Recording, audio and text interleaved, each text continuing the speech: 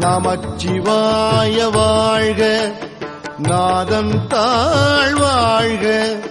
நமச்சிவாய வாழ்க, நாதன் தாழ் வாழ்க. இமைப்பொழுதும் என் நெஞ்சில் நீங்காதான் தாழ்வாழ்க. இமைப்பொழுதும் என் நெஞ்சில் நீங்காதான் தாழ்வாழ்க. கோகழி ஆண்ட குருமனிதன் தாழ்வாழ்க. கோகழி